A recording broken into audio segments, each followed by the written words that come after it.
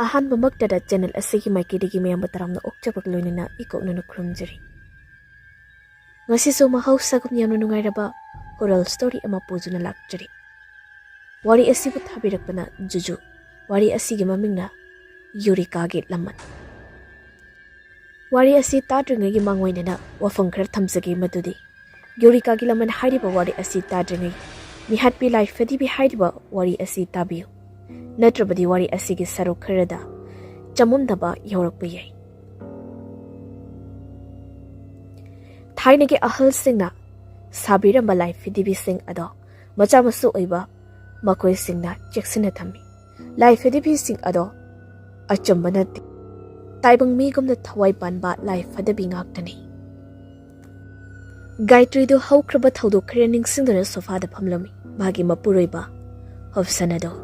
Pilot oirami matam aduda makoigi maruk Arbin amadi magi nupi ado thabak amagi damak Delhi da chatli. Flight adugi pilot so hopsana oirami.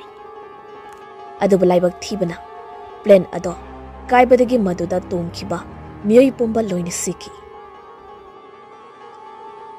Take off toba matamda karisu tokidaba plane ado. Khanghodana problem khra Mayuk nabadagi kai kibani hai. Thaudo adoning singduna famligi magi machanupi hen sanaso changnutuna hairari. Ima ai loiri chadana batawrasi. Gayatri na hairak lami. Ho thoklasi. Asi haidana makoi ani thokminaki luggage amamam indana. Jayaso hariga luhongduna machanupa twins ani fangjari. Mamingna Rohit amadi Rosan haina kawi. Makoi mari adu punna mayumdagi gari adu thaudoraktuna mafam amada punna laklami. Johnny su sayon baga luhongkri. Machanupi chanbi koba ama fangjari. Tanusu magi machegi machanupa ama yokli mamingna Nixon haina kaurami. Makoi gi maja singado angang amata natri. Inkhalakpa teenager ngaktani. Aki akhang leitaba jahi matangni. Thaina matam amada thengnakiba makoi sing ado amuk hana punsi hainadada family oina mayam ado tanugi bila aduda lakpani mayam sing ado mathang loina yoksinarli wal iba haibabu Nixon gi mamanabi saira khakta mangairi saira koirurani haina Nixon so magi gear cycle adu thauduna saira khoida laamri somda saira so magi room anungda kadagumba amaga wari sanaduna leirami Mahadi happy gano. Mahadi egi marupni. EUREKA gi thoi changlaba life fidibi aduna hairami. Apangbi adumna haigano. Aina matam kuina digi ngaijarakpa manglan. Thangna thugairagera. Yum aduda leiriba makoi pumba tumna hatba haibase. Aigi wasatni. Ai makoi gi matakda laman khomdana tokloi. Sarana amo. Kaigi laman. EUREKA gi thoi changlaba life fidibi aduna asamna hairaklami. Makoy ni nang buko balakani. Asi hairam laga life di piyado upo manung na changki. Nagsana saira koy gi geto hek changlakpa aduda karom dagi no khangda aying banungsit ama magi haksang da humjila ay. Nixon cycle adu get mayada khamladuna mangolom da kari. Mi ko gi hain hek tobaga yumyai aduda mi kharena wari sanabagi murum toba makol adu tabada Nixon manung do ina changla ami. Mani yumya yorokpada kana suleramde mafam aduda. Adudagi amuk su kawi. Saira. Asamne hekobaga magi matung oina. Miyoi ama changsalakpagomna masada samao saum ama fangbada. Nixon ado fat matung onthorei. Mani yengthorokpa mantamda mangondagi yumyai changadaba thong adugi marumda. Miyoi amakak laisin kiba ado mayik singna fatlawn uhori. Nixon amuk su kawi. Saira. Handana amuk magi matung oina staircase leiriba adudagi miyoi amakum tharakpagomna krok haiba khongthang makhol ama tarakpa aduda Nixon so amuk matung oli hadati ma mayak sene uri kanaguma amakak staircase aduda kum tharaktuna thangnaba roomda phachangkiba ado miyoi ado nupini khangi phi amuba ngakta setli mamai pomba masamna khomjinbana masak uba phangdri misak aduna changkiba room adomda Nixon so changsilai Adubu magina kandagi kore sairana. Nixon, Nisan pat yingthorei saira oiramba aduda ngakna hangi. Nang natro hojiki asida roomda changkibada. Saira komde. Asing papa kompirabadi Nisan ki kragani khanna adugi mahod hairak lame asamna. Chatleslao. Asi haiduna mada Nisan gi makut adu chingduna mafam adudagi thoki. Makoi anina cycle ado tonglaga tanu khoida chitkiba ado mamai pomba masana khumjilibi nupi aduna thongnawdagi yenghawi. Ayuki chaklen charaba tungni mayam ado mana thokpa pothanaduna leinari. Chanbi somagi roomduda changlaktuna ngyak hiplambadagi adumak tumthakri. Chawraba yum amagi manungda chanbidu makhongda karimata tungda asum satli. Mana asum satlingai second floor gi. Enda aduda miyoi amakak chen kibagumda mami samido uhorami. Madudagi ma second floor tamna lakli. Aduga oi thangba room amakak leiriba adu uri. Room adugi manungda changlaklammi chanbi. Thong ado hangdokpada oiramliba phibam ado ubada masa ado thakthak ni. Laimai duma ine pungang ngangla chelami. Aduga zaya amadi harigi haksang ado selingda thori yalami. Sanbikina room ado sinba thongna yenglakpada hauzik leiminariba makoi sing adugi asiba haksang mathong marong khangda chairaga leirami. Aduga room adugi mayaidana Pibam kairabi masamana pungpha farabi mamaisu ikai kairabi life hidibi amakak leptuna leirami. Life hidibi adugi makutta I tairaba thang amasu pairami. Tanjada zeni gi khonjal the tapna kauruklami. Sanbi adu fat yinkatli magi mama mapa anisu thauri yanduna leiramli. Sanbi kana lawi. Ima baba. Sanbi phat launa mamito pangi wani yenglakpada. Madi, magi roomda hiptuna leiramli. Humangsu anapi kangli. Hauzik mana ukibasing ado manglani khanglakpada ma. Chaning tana sor ado sangno hontokli. Chahi tara mangada zotinda. Eureka gi thawai changlaba life fadibi ado sorokta hundokpadagi truck amana thumlambada life fadibi adubu makoka masaga tonga taki. Ahingba life dibi ado khudakta sikhi adobo Eureka gi thawai adudi manghan bangam khiri. Matam adura sairagi mamaga mapagado life dibi ama paiduna dukan dagi thorakhi. Eureka gi thawai na life dibi ado uraduna khudak aduda magi thawai ado life dibi aduda sankhi. Numit adudagi hauna Eureka gi thawai ado life dibi aduda yauduna saira hoida leikhi. Saira poklaba matungda life hidibi ado magi oiki magi Eureka gi amadi Eureka gi thawai aduna sairabu sizinaduna makhoi gi yum aduda amang ata kaya ama thoanba haurakhi matam adudagi hauna Eureka gi thawaina sairada olakhiba aduna hauzik phawo otli Eureka gi thawai changlaba life hidibi ado upu adudagi thorakli aduga akiba minok ama noktuna thonglomda chatkhi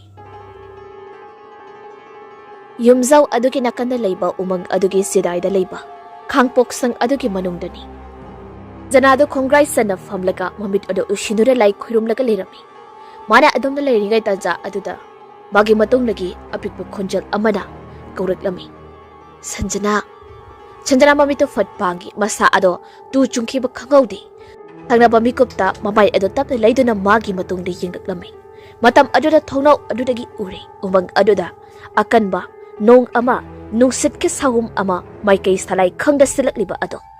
Sanjana phamlambadagi haugatuna thongnau lomda lakli. Aduga magi akoy badu yengi. Mikup aduda amuksu magi nakongda sonthangna na taraklami. Sanjana paraprap yung manung adudagi thorakli. Tungda ikoy dana thorakadaba thaudok mayam ado. Tanugi yumda leiriba miyam adudasu warning tawhogi khanna. Sanjana thong ado hek hangdokpaga uri phibam kairabi masamana ipa pharabe mamaisu chekhairabi life hidibi amakhak leptuna leiramliba ado Sanjana ubada life hidibi ado mamit anedo fatfat kuplai aduga akiba minok ama noklega mangak ado cheptak tawna hangraklami Nang aibu ningsingdrabra Sanjana machunay tapna soli Eureka. Numidangi matamni Chanbido magi mama Jennyga loinana Sanbigi room aduda famduna wari sanaduna leirami. Tanjaduda Sanbina magi thongnau adudagi umang adom da fat yingthoknuba matamda phi amubangakta sitpi. Masam mokhwang yongna thadokpi nupi amakhak umang adudagi yumzau adu tamna laklibada uri. Purne magi thabalakta nupi adugi phibam mutri mayak sengna ui. Sahum kanna sitliba nungsit aduduna nupi adugi masam ado farapra humdokdi. Ayengba kanagi mita akibagi saktam oina su uhalli. Chanbina nupi adu lakliba adomda makut adu tinduna hangi. Ima, tu, kanano sibo? Jenny so fat yengi adu makhumi. Sanjana ni. Asi haidam laga prap tawna. Jenny do makhada adu makumli. Aduga mayamda su pau do tamlari Sanjana lakba adu ke mayamda. Mayam adu mapanda loina jen thorakli. Sanjana adu thongjan maya adu da ikheng lakta ta adu na lirammi ba. Tanu na hangi. Sanjana kidorage. Sanjana sonthang na kum. Malay. Tanu amuso hangi. Kay hay bano. Ma. Wado hay ba loida. Sanjana gi ariba yahip tanki. Gaitrina. Kaino kamay na madi. Sayon ba na Sanjana gi haksang ado check to matamda magina managanda. Thang amat tindu na leirami. Hari na hayrak nami. Sida kuy ni lebayari. Asi base imong da pusinsi. Asi hayda na makoy sing na Sanjana bu imong da pusilami. Aduga makoy sto manung duda changlakli. Makoy ni changlak pa aduda kanagum mamiyoy amana. Makoy da yinglak pagom Jaya gi wakal da fawri. Jaya matung fat on do di ying. Garden adu kinakan oirap na musin mo ba mami ama lepli badu Jaya na uri. Jaya chat ama daga chap lep to na mami adu da munni yangi. Mataw adu da hari na hangi. Kaidorage manung da sangaslaw. Jaya so hari da mami ado uhan ge khanna fat amuk yingthorak pa matamda. Mami ado leramdri adu mok mangkri. Jaya ningsing mangsing tawna changakli. Garden adom da tung hana yingduna. Somda imung da sutanu na mayam ado kausendu na hairami. Sanjana na hairambado mala I have natra. Adam ni hek hairapaga ahal oiba khaidi mamit ado lauthokna amada yingni eduga chap manaba amuk tangdak haira ami. Eureka. Adam ni hek haibaga adya thakta akak arau tawraklami. Nungsit chu sahum kana silagli. Rohin hangi. Kanano Eureka haide. Jayana kumi. Ekhoy gi yeknaba misak ni. Hens nana amuk hairakdami. Sanjana hatpa misak to kanano thirasi. Nuna amuk misak ado noina thiba phangoi. Madi Eureka haidiba phatraba thawai asidi. Life hidibi amata sangduna leibani. Asomna mayam adoni Eureka gi maramda hainerakpa aduda sairadi makhol thokna kapthorakli. Kaigino haida hanglubada sairana wari pumba loina lithoraklami. Magi upu manungda yauduna leiriba life hidibi aduda Eureka gi thawai changkhiba adugi matangda amadi Eureka na magi mama amadi mapabu amuk wakhal soiba ohenba adugi matangda so hairaklami. Aroibo ina tanuna mayamda hairami. Haujiti ekhoi thadoknaba yararoi.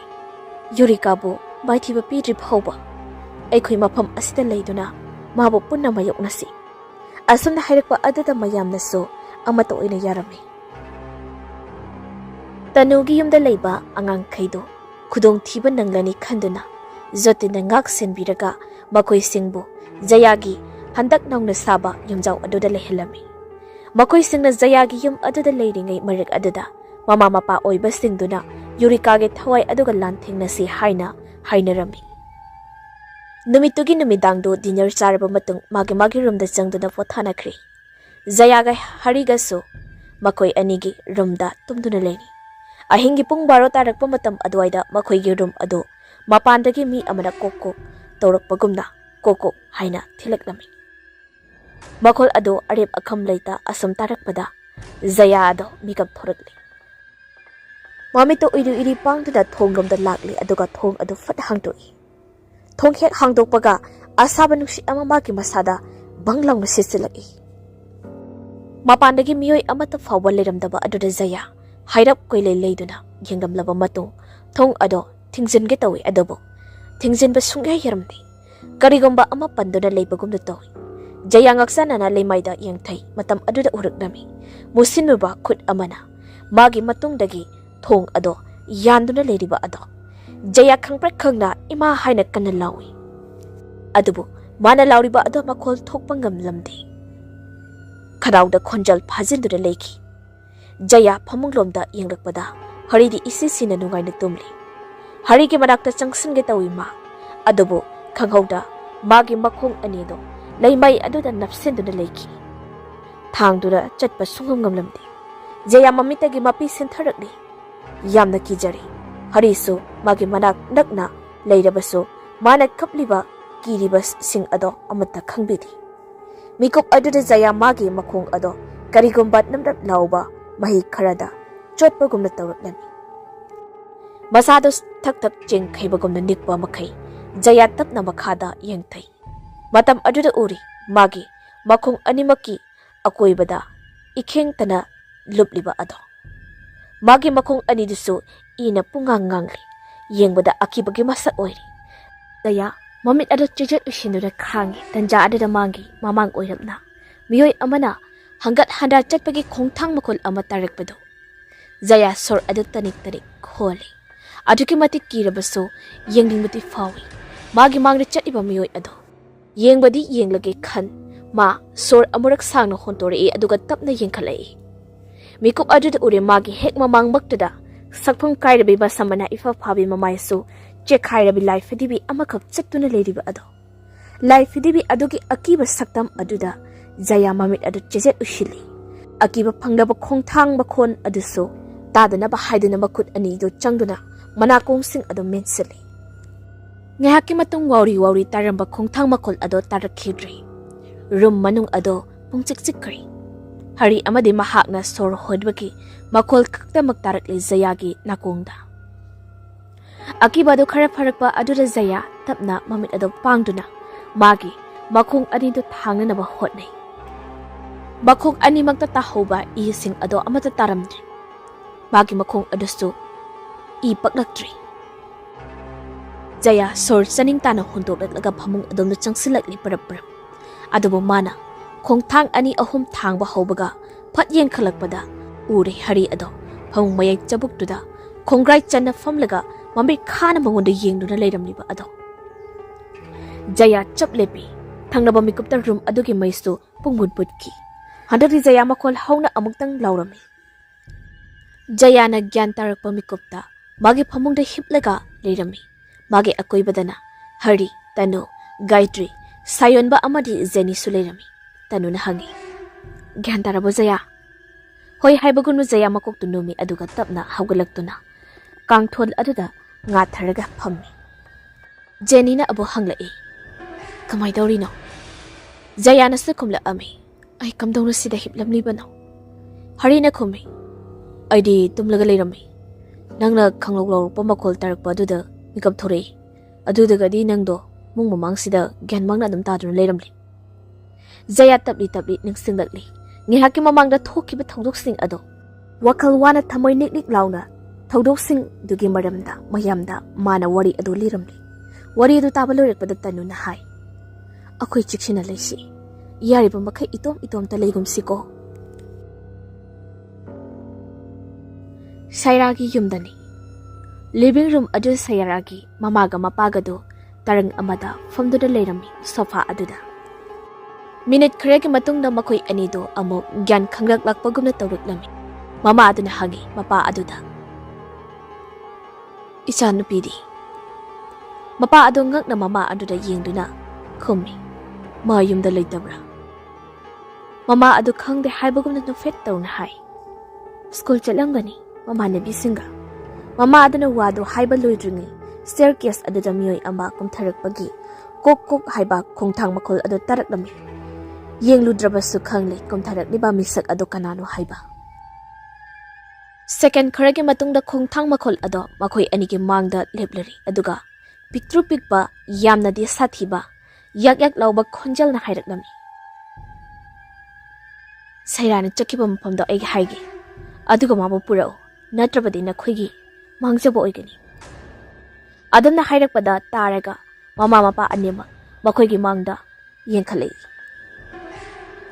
Matam aduda ure Eureka gi thawai changlaba lai fidibi ado mapok kaida leptuna leramliba ado masang matau yamna fajabi fizol fajaba setbi lai fidibini adubo lai fidibi ado asum munna yengchiluba mikopta isada akibadi pokani. Mama mapa anina pa khumpiba tumina leiba aduda lai fidibi ado mangak cheplap tawna amukso hangi. Ngamoy haira mama adu makok fefet hairai aduga milu adidagi pirang ihawna na khumi. Ay sida soidina poraki. Mathangi numit ni sairagi mama adu tanu khoida laktuna ngarang lai fidibi adu na makhoida hairakiba wasing adu lirami mayam aduda loina lithokli. Lai fidibi adu na ma amadi magi mapuroi bada kamdong na otnai amadi makoi anibo amuk ngawhanduna thami haibasina singba wari kaya amasu lirami. Wari adu tare na makoi sing du ma amadi magi mapuroi bagi mateng pangge haina hairami. Adugi matung sairagi mama aduna machanupi uningi haina itat tatna haibagi hari amadi zayana mabu sairana leiriba zaya khoigi anawa yum aduda thilaklami. Samdasu saira ado magi room aduda tumina ungduna famduna leirini magi mangda leiriba thongnau ado masa matomda sapu kanna gam launa hangturai. Saira khangpre khangna fat yengkhadei ure thongnau aduda sabak phakna hangdokliba ado nungsisu sitpanati aduga chetna lok tawramliba karamna masa matomda hangdoklibaro khanna thongnau adumda lakli. Adubu magakli thoktuni yengi akoibaduda chingnaningai oiba maong amata udraba asida saira thongnau-dagi mangak adu lisilakli. Adubu mana mangak lisinba loidringai thongnau adugi makha oiraptagi kanagumi misak amana magi lawaigi sam ado tap paiduna chingthanaba hotnai. Saira kana lawi adubu yum aduda leiminariba makhoi ataidi magi room adudagi tapthoklaga leiba garden adumda loina leiki. Aduna sairana lawbado kanana sutabikhidi. Magi masam phoiriba miyoi adugi makhuttu sairana paiba matamda pitak tawba kankan lawbo makhut amakhak oirami. Saira magi masam ado nanthoknaba hotnai adubu nanthokpa ngamlamdi. Masam phoiriba miyoi ado aduki matik mapangan kalli. Kona thangna magi masam phoiriba ado fat thadorakli. Saira su pakhatpa kaiboi thongnau ado fat thingjinduna phamunglomda laklaga phamung aduda phammi. Masado thakthakni narabasu oi thangnaba mikupta magi hekma matungda phamung aduda miyoi ama phamtharakpagi sahum ama mangonda phangi. Saira tung fat ondoni yengbada kanasu leiramde madudagi marum adudagi thoklage khanna thonglumda lakpaga thongjin mapan aduda nupi amakhak mangonda matung ondona mamai ado nonthrap lepliba ado sairana uri. Saira chaplepi nupi adudagi tung onna yengbada sanbi yamna mali. Sairana khumi sanbi nupi adusu sairana kauribado tabagumna mamai ado fatnon khatli. Aduga mamai leiduna sairada yengaklami nupi ado sairana amuk phawba ukhiba nupi nate masak matau yamna changkhona ningthibi yengbada ing lawbi nupi aduna mangonda tingak yengakpa aduda sairana hangi. Nangbu kanano aigi room da kaigi changlakibano. Nupi ado khumde tingak sairada adumak yengi. Nupi adugi maithong amadi saong sada sairana asum yelakpada uri nupi adugi ngaksamda musin muna karigumba amana kisin khibagumna dakfam amatariba ado. Madu ubada saira chingnarap tawki aduga hangi asumna. Nangmin kay kauge. Nupi ado handakti khumla ami apikpa sengsang lawba yak lawba khunjalna. Eureka. Asi haidana nupi ado musin muba maya ado utuna akiba mino ama noklaklami.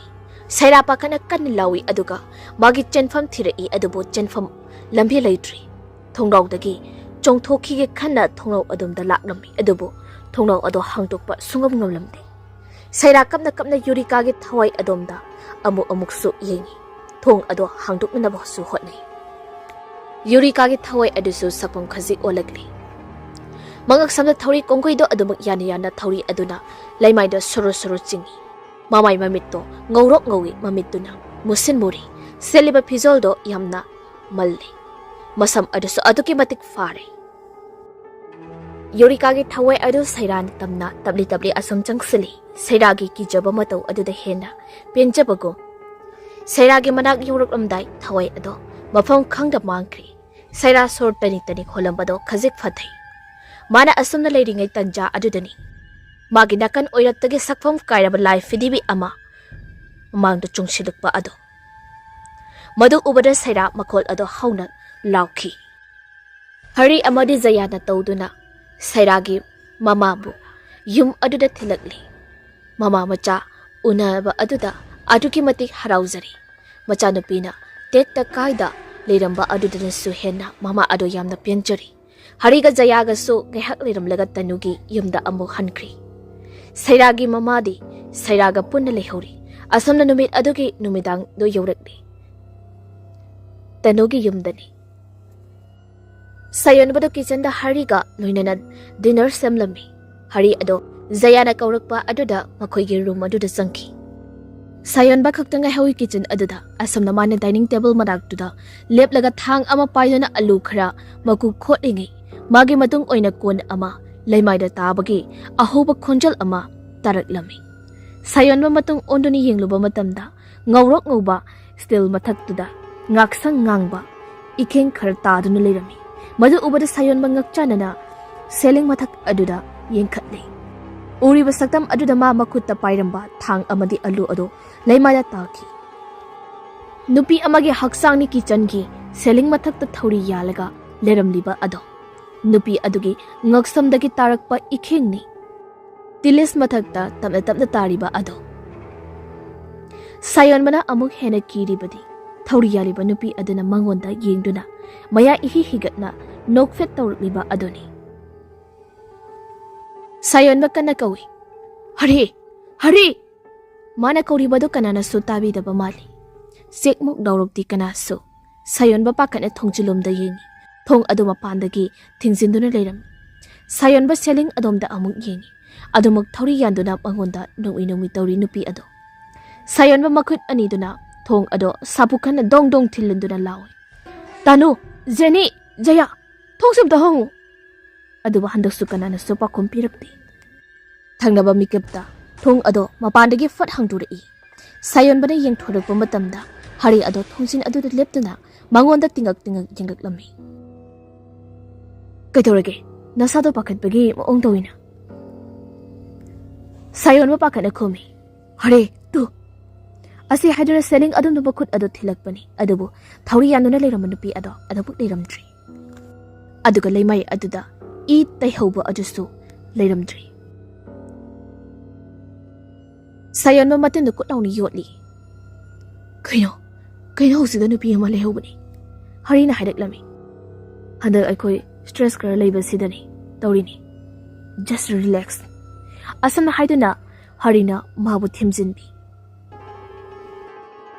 ꯃꯊꯪꯒꯤ ꯑꯌꯨꯛꯀꯤ ꯅꯨꯃꯤꯠꯅꯤ ꯆꯟꯕꯤꯒ ꯅꯤꯛꯁꯟꯒꯗꯣ ꯑꯌꯨꯛ ꯉꯟꯅ ꯌꯨꯝꯗꯒꯤ ꯊꯣꯛꯈꯤ ꯃꯈꯣꯏꯅ ꯗꯔꯀꯥꯔ ꯑꯣꯏꯕ ꯑꯆꯥ ꯑꯊꯛ ꯑꯃꯗꯤ ꯑꯇꯩ ꯑꯇꯩ ꯑꯥꯏꯇꯦꯝꯁꯤꯡ ꯂꯩꯔꯨꯅꯕ ꯍꯥꯏꯗꯨꯅ ꯌꯨꯝ ꯑꯗꯨꯗ ꯂꯩꯍꯧꯔꯤꯕ ꯃꯈꯣꯏꯁꯤꯡ ꯑꯗꯨꯁꯨ ꯃꯥꯅ ꯊꯣꯛꯄ ꯊꯕꯛ ꯇꯧꯅꯗꯨꯅ ꯂꯩꯔꯝꯃꯤ ꯁꯩꯔꯥꯅ ꯃꯥꯒꯤ ꯔꯨꯝꯗꯒꯤ ꯀꯟꯅ ꯂꯥꯎꯗꯨꯅ ꯀꯞꯂꯛꯄ ꯑꯗꯨ ꯇꯥꯔꯗꯨꯅ ꯃꯌꯥꯝ ꯑꯗꯨ ꯃꯍꯩ ꯃꯥꯒꯤ ꯔꯨꯝꯗ ꯆꯦꯟꯁꯤꯜꯂꯛꯂꯝꯃꯤ ꯃꯇꯝ ꯑꯗꯨꯗ ꯎꯔꯤ ꯁꯩꯔꯥꯒꯤ ꯃꯃꯥ ꯏꯕꯦꯝꯃꯗꯨ ꯐꯃꯨꯡ ꯃꯊꯛꯇꯨꯗ ꯏꯈꯦꯡꯂꯛꯇ ꯇꯥꯗꯨꯅ ꯂꯩꯔꯝꯂꯤꯕ ꯑꯗꯨ ꯍꯤꯡꯂꯝꯒꯅꯤ ꯍꯥꯏꯕꯗꯤ ꯊꯥꯖꯗ꯭ꯔꯤ ꯃꯥꯒꯤ ꯃꯇꯧ ꯑꯗꯨ ꯇꯟꯖꯥ ꯑꯗꯨꯗ ꯑꯇꯤꯌꯥꯁꯨ ꯑꯈꯥꯛ ꯑꯔꯥꯎ ꯇꯧꯔꯛꯂꯝꯃꯤ ꯅꯣꯡ ꯄꯨꯕ ꯑꯃꯨꯕ ꯂꯩꯆꯤꯟꯅ ꯄꯨꯡꯕ ꯃꯝꯁꯤꯟꯈ꯭ꯔꯤ ꯑꯗꯨꯒ ꯅꯨꯡꯁꯤꯠ ꯀꯟꯅ ꯀꯟꯅ ꯁꯤꯜꯂꯛꯇꯨꯅ ꯅꯣꯡꯁꯨ ꯀꯟꯅ ꯀꯟꯅ ꯆꯨꯔꯛꯂꯤ ꯃꯃꯥꯒꯤ ꯍꯛꯆꯥꯡ ꯑꯗꯨ ꯀꯣꯟꯗꯨꯅ ꯊꯃꯣꯏ ꯁꯣꯛꯅ ꯀꯞꯄꯤ ꯁꯩꯔꯥ ꯑꯗꯨꯕꯨ ꯃꯃꯥ ꯑꯗꯨꯗꯤ ꯑꯗꯨꯃꯛ ꯒ꯭ꯌꯥꯟ ꯇꯥꯈꯤꯗ꯭ꯔꯤ ꯃꯥꯒꯤ ꯃꯇꯧ ꯑꯗꯨ ꯎꯔꯒ ꯂꯩꯃꯤꯟꯅꯔꯤꯕ ꯃꯌꯥꯝ ꯑꯗꯨꯁꯨ ꯑꯃꯠꯇ ꯅꯨꯡꯉꯥꯏꯅꯗ꯭ꯔꯤ ꯑꯗꯨꯕꯨ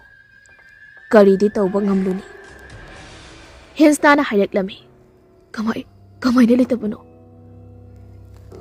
ꯔꯣꯍꯤꯠꯅ ꯑꯩꯈꯣꯏ ꯏꯃꯥ ꯍꯣꯏ ꯑꯟꯇꯤ ꯍꯣꯏꯅ ꯍꯥꯏꯕ ꯂꯥꯏꯐꯗꯕꯤ ꯊꯋꯥꯏ ꯄꯥꯟꯕꯤ ꯑꯗꯨꯅ ꯑꯣꯏꯔꯖꯥꯠꯂꯥ ꯔꯣꯁꯟꯅ ꯑꯕꯛ ꯈꯣꯝꯃꯤ ꯑꯗꯨ ꯑꯣꯏꯔꯝꯒꯗꯕ ꯃꯥꯜꯂꯦ ꯃꯌꯥꯝꯗꯨꯒꯤ ꯃꯔꯛꯇ ꯖꯣꯇꯤꯟꯅ ꯑꯍꯜꯅꯤ ꯃꯥꯗꯤ ꯃꯃꯥꯡꯗꯁꯨ ꯊꯦꯡꯅꯈ꯭ꯔꯕꯅꯤ ꯁꯤꯒꯨꯝꯕ ꯑꯀꯤꯕ ꯊꯧꯗꯣꯛ ꯑꯃꯗꯤ ꯃꯤꯁꯤ ꯃꯤꯅꯥ ꯀꯌꯥ ꯑꯁꯝꯅ ꯍꯥꯏꯔꯛꯂꯝꯃꯤ ꯖꯣꯇꯤꯟꯅ ꯆꯟꯕꯤꯒ ꯅꯤꯛꯁꯟꯒꯗꯣ ꯐꯣꯟ ꯇꯧꯈ꯭ꯔꯣ ꯈꯔ ꯊꯨꯅ ꯍꯜꯂꯛꯑꯣ ꯍꯥꯏꯀꯣ ꯑꯩꯈꯣꯏꯁꯨ ꯃꯐꯝ ꯑꯁꯤ ꯊꯥꯗꯣꯛꯇꯨꯅ ꯆꯠꯅꯕ ꯇꯧꯁꯤ ꯑꯁꯝꯅ ꯍꯦꯛ ꯍꯥꯏꯔꯛꯄꯒ ꯑꯃꯨꯛꯁꯨ ꯃꯄꯥꯟꯗ ꯅꯣꯡ ꯀꯟꯅ ꯑꯈꯥꯛ ꯑꯔꯥꯎ ꯇꯧꯔꯛꯂꯝꯃꯤ ꯔꯣꯍꯤꯠꯅ ꯅꯨꯡꯁꯤꯠꯁꯨ ꯀꯜꯂꯤ ꯅꯣꯡꯂꯩ ꯅꯨꯡꯁꯤꯠꯁꯨ ꯌꯥꯎꯔꯤ ꯑꯁ ꯁꯤꯗꯕꯨꯁꯨ ꯆꯠꯄ ꯌꯥꯒꯗ꯭ꯔꯅꯤ ꯖꯣꯇꯤꯟꯅ ꯆꯟꯕꯤ ꯍꯣꯏ ꯉꯥꯏꯔꯁꯤ ꯑꯗꯨꯒ ꯈꯟꯅꯔꯁꯤ ꯑꯁꯝꯅ ꯍꯥꯏꯅꯔꯗꯨꯅ ꯄꯨꯟꯅ ꯂꯩꯃꯤꯟꯅꯔꯦ ꯃꯈꯣꯏꯁꯤꯡꯗꯨ ꯆꯥꯛ ꯆꯥꯗ ꯊꯛꯇꯕꯗꯤ ꯌꯥꯗꯕꯅꯤꯅ ꯅꯨꯄꯥꯁꯤꯡ ꯑꯗꯨ ꯀꯤꯆꯟꯂꯣꯝꯗ ꯀꯨꯝꯈ꯭ꯔꯦ ꯕ꯭ꯔꯦꯛꯐꯥꯁꯠꯀꯤ ꯀꯩꯀꯩ ꯁꯦꯝꯅꯅꯕ ꯍꯥꯏꯗꯨꯅ ꯁꯩꯔꯥꯒ ꯍꯦꯟ ꯁꯅꯥꯒꯁꯨ ꯁꯩꯔꯥꯒꯤ ꯔꯨꯝ ꯑꯗꯨ ꯈꯛꯇ ꯂꯩꯃꯤꯟꯅꯔꯨꯔꯕ ꯃꯇꯨꯡ ꯀꯤꯆꯟꯗ ꯃꯌꯥꯝꯗꯣ ꯆꯥꯛ ꯊꯣꯡꯂꯤꯕ ꯑꯗꯨ ꯌꯦꯡꯂꯨꯒꯦ ꯍꯥꯏꯗꯨꯅ ꯆꯠꯈꯤ ꯇꯟꯖꯥ ꯑꯗꯨꯅꯤ ꯉꯁꯥꯏꯗꯒꯤ ꯁꯩꯔꯥꯅ ꯉꯥꯏꯖꯔꯛꯄ ꯁꯩꯔꯥ ꯇꯞꯅ ꯃꯃꯥꯏ ꯑꯗꯨ ꯂꯩꯗꯨꯅ ꯊꯣꯡ ꯑꯗꯨꯝꯗ ꯌꯦꯡꯂꯛꯑꯝꯃꯤ ꯍꯦꯟꯁꯅꯥꯅ ꯃꯥ ꯊꯣꯡ ꯑꯗꯨ ꯍꯦꯛ ꯊꯤꯡꯖꯤꯜꯂꯝꯕꯒ ꯁꯩꯔꯥ ꯆꯤꯝꯕꯥꯜ ꯆꯤꯛꯂꯞ ꯇꯧꯅ ꯑꯀꯤꯕ ꯃꯤꯅꯣꯛ ꯑꯃ ꯅꯣꯛꯂꯛꯏ ꯑꯗꯨꯒ ꯁꯤꯗꯨꯅ ꯇꯥꯔꯒ ꯂꯩꯔꯤꯕ ꯃꯥꯒꯤ ꯃꯃꯥꯒꯤ ꯑꯁꯤꯕ ꯍꯛꯆꯥꯡ ꯑꯗꯨꯗ ꯑꯃꯨꯛ ꯌꯦꯡꯈꯤ ꯃꯤꯀꯨꯞ ꯑꯁꯤꯗ ꯁꯩꯔꯥꯁꯤ ꯁꯩꯔꯥ ꯑꯣꯏꯗ꯭ꯔꯤ ꯃꯥꯒꯤ ꯁꯛꯐꯝ ꯑꯃꯗꯤ ꯃꯥꯏꯊꯣꯡꯗꯣ ꯂꯣꯏꯅ ꯍꯣꯡꯈ꯭ꯔꯦ ꯀꯨꯆꯨ ꯉꯧꯔꯣꯛ ꯉꯧꯕ ꯑꯗꯨꯗ ꯂꯩꯀ꯭ꯔꯛ ꯆꯠꯄꯒꯨꯝꯅ ꯑꯃꯨꯕ ꯃꯩꯅ ꯆꯦꯛ ꯆꯠꯂꯤ ꯃꯃꯤꯠꯇꯨꯁꯨ ꯃꯨꯁꯤꯟ ꯃꯨꯁꯤꯟꯈ꯭ꯔꯤ ꯆꯤꯝꯕꯥꯜꯗꯨꯁꯨ ꯃꯨꯁꯤꯜꯂꯤ ꯃꯁꯝ ꯃꯅꯥ ꯃꯊꯣꯡ ꯃꯔꯝ ꯈꯪꯈꯤꯗ꯭ꯔꯦ ꯐꯝꯂꯝꯕꯗꯒꯤ ꯍꯧꯒꯠꯂꯤ ꯁꯩꯔꯥ ꯑꯗꯨꯒ ꯂꯥꯏ ꯐꯤꯗꯤꯕꯤ ꯑꯃꯅ ꯆꯠꯄꯒꯨꯝꯅ ꯔꯨꯝ ꯑꯗꯨꯒꯤ ꯃꯅꯨꯡꯗ ꯍꯪꯒꯠ ꯍꯟꯗꯥ ꯆꯠꯇꯨꯅ ꯂꯩ ꯃꯥꯅ ꯑꯗꯨꯝꯅ ꯇꯧꯔꯤꯉꯩ ꯔꯨꯝ ꯑꯗꯨꯒꯤ ꯊꯣꯡ ꯑꯗꯨ ꯃꯄꯥꯟꯗꯒꯤ ꯐꯠ ꯍꯥꯡꯗꯨꯅ ꯍꯦꯟꯁꯅꯥ ꯃꯅꯨꯡꯗ ꯆꯪꯂꯛꯑꯝꯃꯤ ꯍꯦꯟꯁꯅꯥꯅ ꯊꯣꯡ ꯑꯗꯨ ꯉꯥꯁꯤꯜꯂꯝꯂꯒ ꯃꯃꯩ ꯑꯗꯨ ꯂꯩꯊꯣꯔꯛꯄꯗ ꯁꯩꯔꯥꯒꯤ ꯐꯤꯕꯝ ꯑꯗꯨ ꯎꯕꯗ ꯃꯥ ꯄꯥꯈꯠꯄ ꯀꯤꯖꯕ ꯑꯅꯤ ꯄꯨꯟꯅ ꯀꯟꯅ ꯂꯥꯎꯏ ꯃꯥꯅ ꯂꯥꯎꯕ ꯃꯈꯣꯜ ꯑꯗꯨ ꯇꯥꯕꯗ ꯅꯨꯄꯥ ꯃꯈꯣꯏ ꯑꯍꯨꯝꯗꯤ ꯀꯤꯆꯟꯗꯒꯤ ꯆꯦꯜꯂꯛꯇꯨꯅ ꯁꯩꯔꯥꯒꯤ ꯔꯨꯝ ꯑꯗꯣꯝꯗ ꯂꯥꯛꯂꯤ ꯔꯨꯝ ꯑꯗꯨꯒꯤ ꯊꯣꯡ ꯑꯗꯣ ꯍꯥꯡꯗꯨꯅ ꯌꯦꯡꯕ ꯃꯇꯝꯗꯗꯤ ꯑꯉꯛꯄ ꯐꯤꯕꯝ ꯑꯃꯗ ꯂꯩꯔꯝꯂꯤ ꯁꯩꯔꯥꯒꯤ ꯍꯦꯟꯁꯅꯥꯒ ꯔꯨꯝ ꯑꯗꯨꯗ ꯂꯩꯔꯝꯗ꯭ꯔꯤ ꯊꯣꯡꯅꯥꯎ ꯑꯗꯨꯗꯤ ꯍꯥꯡꯗꯣꯛꯂꯝꯃꯤ ꯔꯨꯝ ꯑꯗꯨꯒꯤ ꯊꯣꯡꯅꯥꯎ ꯑꯃꯗꯤ ꯇꯤꯂꯦꯁ ꯅꯞꯂꯕ ꯂꯩꯃꯥꯏ ꯑꯗꯨꯗ ꯏꯅ ꯄꯨꯡꯉꯥꯡ ꯉꯥꯡꯂꯝꯂꯤ ꯑꯗꯨꯒ ꯁꯩꯔꯥꯒꯤ ꯃꯃꯥꯒꯤ ꯑꯁꯤꯕ ꯍꯛꯆꯥꯡ ꯑꯗꯨꯅ ꯃꯁꯥ ꯄꯨꯝꯕ ꯗꯥꯛꯀꯤ ꯗꯥꯛ ꯉꯥꯛꯇ ꯉꯥꯏꯅ ꯔꯨꯝ ꯑꯗꯨꯒꯤ ꯁꯦꯂꯤꯡ ꯃꯊꯛꯇ ꯉꯛꯁꯝꯗ ꯊꯧꯔꯤ ꯂꯥꯛꯇꯨꯅ ꯌꯥꯟꯈꯠꯂꯒ ꯂꯩꯔꯝꯃꯤ ꯃꯗꯨ ꯎꯕꯗ ꯅꯨꯄꯥ ꯑꯍꯨꯝ ꯑꯗꯨ ꯀꯔꯤ ꯇꯧꯒꯅꯤ ꯇꯧꯐꯝ ꯈꯪꯗ ꯆꯥꯏꯊꯣꯛꯇꯨꯅ ꯁꯩꯔꯥ ꯑꯃꯗꯤ ꯍꯦꯟꯁꯅꯥ ꯊꯤꯕ ꯍꯧꯔꯛꯂꯝꯃꯤ ꯖꯣꯇꯤꯟꯅꯁꯨ ꯇꯅꯨꯈꯣꯏꯗ ꯐꯣꯟ ꯇꯧꯅꯕ ꯇꯧꯔꯤ ꯑꯗꯨꯕꯨ ꯋꯦꯗꯔ ꯀꯟꯗꯤꯁꯟ ꯑꯗꯨꯅ ꯌꯥꯗꯕꯅ ꯐꯣꯟꯒꯤ ꯁꯤꯒꯅꯦꯜ ꯑꯃꯇ ꯐꯪꯂꯝꯗꯦ ꯁꯣꯝꯗꯁꯨ ꯆꯟꯕꯤꯒ ꯅꯤꯛꯁꯟꯒꯗꯣ ꯃꯐꯝ ꯑꯗꯨꯒ ꯅꯛꯅꯅ ꯂꯩꯕ ꯃꯥꯔꯀꯦꯠ ꯑꯃꯗ ꯂꯥꯛꯂꯝꯃꯤ ꯃꯇꯥꯡ ꯆꯥꯗ ꯅꯣꯡ ꯀꯟꯅ ꯆꯨꯔꯛꯄ ꯑꯃꯗꯤ ꯑꯈꯥꯛ ꯑꯔꯥꯎꯒ ꯂꯣꯏꯅꯅ ꯅꯨꯡꯁꯤꯠ ꯀꯟꯅ ꯁꯤꯜꯂꯛꯄ ꯑꯗꯨꯗ ꯃꯥꯔꯀꯦꯠ ꯃꯅꯨꯡꯗꯒꯤ ꯄꯥꯛ ꯍꯦꯛꯇ ꯊꯣꯔꯛꯄ ꯌꯥꯗ꯭ꯔꯤ ꯐꯣꯟꯗꯨꯁꯨ ꯁꯤꯒꯅꯦꯜ ꯑꯃꯇ ꯐꯪꯗ꯭ꯔꯤ ꯌꯨꯝꯗ ꯄꯥꯎ ꯄꯤꯈꯤꯒꯦ ꯍꯥꯏꯕꯁꯨ ꯃꯗꯨꯗꯒꯤ ꯇꯧꯐꯝ ꯈꯪꯗ ꯃꯈꯣꯏ ꯑꯅꯤꯗꯣ ꯃꯥꯔꯀꯦꯠꯇꯨꯗ ꯑꯁꯨꯝ ꯆꯠꯇꯨꯅ ꯀꯔꯤ ꯀꯔꯤ ꯄꯣꯠꯆꯩ ꯌꯣꯜꯂꯤ ꯍꯥꯏꯅ ꯊꯤꯔꯛꯂꯝꯃꯤ ꯊꯥꯡ ꯑꯃꯗꯤ ꯑꯇꯩ ꯑꯇꯩ ꯈꯨꯠꯁꯨ ꯈꯨꯠꯂꯥꯏꯁꯤꯡ ꯌꯣꯟꯕ ꯗꯨꯀꯥꯟ ꯑꯃꯒꯤ ꯃꯃꯥꯡꯗ ꯆꯞ ꯂꯦꯞꯄꯤ ꯆꯟꯕꯤ ꯑꯗꯨꯒ ꯃꯨꯟꯅ ꯌꯦꯡꯗꯨꯅ ꯂꯩ ꯗꯨꯀꯥꯟ ꯑꯗꯨꯒꯤ ꯔꯦꯛ ꯑꯃꯗ ꯗꯤꯁꯄ꯭ꯂꯦ ꯇꯧꯗꯨꯅ ꯊꯝꯂꯤꯕ ꯊꯥꯡꯁꯥꯡ ꯑꯗꯨꯅ ꯆꯟꯕꯤ ꯃꯥꯕꯨ ꯈꯨꯠꯂꯥꯝ ꯇꯣꯏꯅ ꯀꯧꯕꯒꯨꯝꯅ ꯇꯧ ꯃꯗꯨꯗꯒꯤ ꯆꯟꯕꯤ ꯔꯦꯛ ꯑꯗꯨꯒꯤ ꯃꯅꯥꯛꯇ ꯆꯪꯁꯤꯜꯂꯤ ꯑꯗꯨꯒ ꯊꯥꯡ ꯑꯗꯨ ꯇꯥꯞ ꯄꯥꯏ ꯃꯥꯅ ꯊꯥꯡ ꯑꯗꯨ ꯍꯦꯛ ꯄꯥꯏꯕꯒ ꯃꯥꯒꯤ ꯃꯃꯤꯠꯇ ꯀꯔꯤꯒꯨꯝꯕ ꯁꯛꯇꯝ ꯈꯔ ꯎꯔꯛꯂꯝꯃꯤ ꯐꯤ ꯑꯃꯨꯕ ꯁꯦꯠꯄꯤ ꯑꯃꯥꯏꯕꯤ ꯅꯨꯄꯤ ꯑꯃꯅ ꯃꯈꯨꯠꯇ ꯎꯠ ꯈꯔ ꯄꯥꯏꯁꯤꯟꯗꯨꯅ ꯃꯃꯤꯠ ꯖꯦꯖꯠ ꯎꯁꯤꯜꯂꯒ ꯂꯥꯏꯁꯣꯟ ꯈꯔ ꯁꯣꯜꯂꯤ ꯃꯗꯨ ꯂꯣꯏꯔꯒ ꯎꯠꯁꯤꯡ ꯑꯗꯨ ꯊꯥꯡꯁꯥꯡ ꯑꯃꯗ ꯆꯥꯏꯁꯤꯟꯕꯗ ꯊꯥꯡꯁꯥꯡ ꯑꯗꯨ ꯈꯖꯤꯛ ꯃꯉꯥ ꯂꯥꯛꯈꯤ ꯃꯥꯅ ꯇꯧꯖꯔꯤꯕ ꯊꯕꯛ ꯑꯗꯨꯒꯤ ꯃꯍꯩ ꯐꯪꯂꯕꯗ ꯑꯃꯥꯏꯕꯤ ꯑꯗꯨꯗ ꯊꯥꯡꯁꯥꯡ ꯑꯗꯣ ꯌꯦꯡꯂꯒ ꯑꯁꯨꯝꯅ ꯍꯥꯏꯖꯩ ꯐꯠꯇ꯭ꯔꯕ ꯊꯋꯥꯏ ꯑꯗꯨꯕꯨ ꯅꯪꯅ ꯃꯥꯏꯊꯤꯕ ꯄꯤꯕ ꯉꯝꯕ ꯑꯣꯏꯌꯨꯀꯣ ꯗꯨꯀꯥꯟ ꯐꯝꯂꯤꯕ ꯅꯨꯄꯥ ꯑꯗꯨꯅ ꯀꯧꯔꯛꯄꯗ ꯆꯟꯕꯤ ꯒ꯭ꯌꯥꯟ ꯈꯪꯂꯛꯂꯛꯏ ꯗꯨꯀꯥꯟ ꯐꯝꯕ ꯅꯨꯄꯥ ꯑꯗꯨꯅ ꯍꯥꯏꯔꯛꯂꯝꯃꯤ ꯏꯕꯦꯝꯃ ꯊꯥꯡꯁꯥꯡ ꯑꯁꯤꯗ ꯃꯨꯟꯅ ꯌꯦꯡꯂꯤꯕꯗꯨꯕꯨ ꯊꯥꯡꯁꯥꯡꯁꯦ ꯂꯩꯒꯦ ꯍꯥꯏꯕ꯭ꯔꯣ ꯆꯟꯕꯤ ꯅꯣꯛꯐꯦꯠ ꯍꯥꯏ ꯅꯠꯇꯦ ꯀꯀꯥ ꯑꯗꯣ ꯊꯥꯡꯁꯤꯒꯤ ꯃꯔꯝꯗ ꯁꯨꯝ ꯈꯪꯅꯤꯡꯕ ꯄꯣꯛꯄ ꯗꯨꯀꯥꯟ ꯃꯄꯨ ꯑꯗꯨꯅ ꯉꯁꯤꯗꯒꯤ ꯆꯍꯤ 20-30ꯒꯤ ꯃꯃꯥꯡꯗ ꯍꯅꯨꯕꯤ ꯑꯃꯈꯛ ꯂꯥꯛꯂꯝꯃꯦ ꯃꯥꯅ ꯄꯤꯔꯝꯕꯅꯤ ꯑꯩꯈꯣꯏꯗ Kona matam amada thang asibu khoidajaba yengjaba pami lawjarage hairakpa natragane thangsang asigi darkar oirakpa miyoi aduda piko hairami adubu asuk koiba matamse kanamtana thang asibu pami hairakti ibemana pamagadine pubikro aikhoida wai chilli asuna dukan phamba nupa aduna hairakpadagi chanbi amadi nexana thang adubu puraklami nongsu khara patharakpa aduda makoi ani yumda halakli makoini yumda hanbagi lambida jotina chanbida call tawraktuna hairari hauji makoida thokliba problem sing adugi maramda madudagi chanbina sukhangli sairagi haksangda yurika gi thawai chungli haiba somda yum aduso onthok phibam amada leiri yurika gi thawai chunglaba sairana hensnabu tongan baka amada phajinduna thamlami Rohit, Roshan amadi Jotin makoi ahumna hensna amadi shaira makoi ani thirakpada kona thangda hensna do upu amada makhong makhut punsinduna yaurumba thengnari madudagi makoi ne hensna da wahang pakhang hangbada hensna na asengba pumba loina hairaklami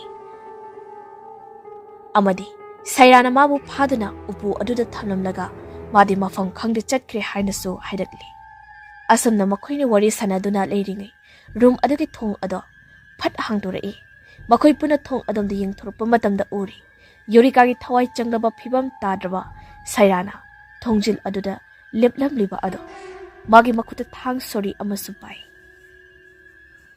saira nofet tawraklami jotina saira thang adu thado nang akhoi bu khangdrobra saira do apitpa sengseng lawba khonjal da hairaklam ai saira nati nakoi pumba hatba haise aigi wakalne ai nakoi bu hatkani ase haiduna saradu makoi gi manak tamna changsili makoi sing adasu kiraduna tunglom da khongfam halli sairana sumsum changsalakpana makoi gi chatfam leiraktrui saira thang aduna jotinda tingi hek tawbaga tunglom dagi chanbi gi khonjal na lawraklami yurika khonjal adu tabada mayam punna yengthora ami ure chanmina thangsang ama paiduna leplam liba ado magi nakandana nexan lepi sairana hanglaklami adamak yak yak lawba khonjalda oh nangda abra chanmina kummi saw ai nangbu hatba lakpani asi haiduna saira tamna changsenduna thang aduna saira da thingi tawi adubu tungdagi amukso nexana lawraklami saira da chokni chanbi adumna tawgano adamna hairakpadagi chanbi khanglep lepi adubu khanadi yengi sairada raba mikupta chanbina sairagi mabuk aduwaida thang adugi maningna khangtin thinki CHAPHU ado khajikkan khibana saira lok amutang khangku khuraklaga leimada tuthure chanbina pairiba thang ado magul leiba thangni thang aduna thengbada sairagi haksangda yurika leiba ngamdarduna thorai aduga maikhu oina paiki madu ubada chanbina thang ado maikhu aduda hanjin hanjin yale chaina phanglabagum yurika kanna law adubu masak uba phangde amuksu yurika gi thawai adu saira da changki saira phuk haugalakli matam manghanba yadre matagum chanbina thangsang adu paiduna saira gi mabukta thinki handaki saira machindagi it ore akif saksumda mangkhiduna hanagi sairagi saktam olaklami mayam ado pakana sairagi manakta changsinduna mabu haugali saira saira mayamna sairabu laknaringi chanbidi yurika gi thawai adubu kadaida laikre haiduna koithi thirei maduda uri magi hekna kanda leptuna leiriba nupi ado ngaksamda thori kokoi lakpi fizol amanba setpi yengbada akipu pukpi nupini nupi ado yurika gi thawai ni khangladuna chanbidi thang ado thinge tawi adubu nupi adona chanbibu khangin inthorakpagumna tawki chanbi tu sinduna tai adubu khulai thuna amak hawgalaktuna yurika gi thawai tamna kanna chensilaktuna thang adona yurika gi thabak mapa chapsana thinki yurika chaplevki thangna thiliba thabak mapa aduda yengjai Chanbina thang ada fat chatokpada asopa mafam adudagi maiku mushin muba thorai. Ikan kanadana Eureka gi thawai edu leimaida tu sinduna takri aduga khanghauda mikupta maiku onduna mangkri. Eureka gi thawai ne het mangkiba mikupta Chanbisto gyan mangna leimaida tu thorai. Mayamna mabu kauduna lawi. Chanbi!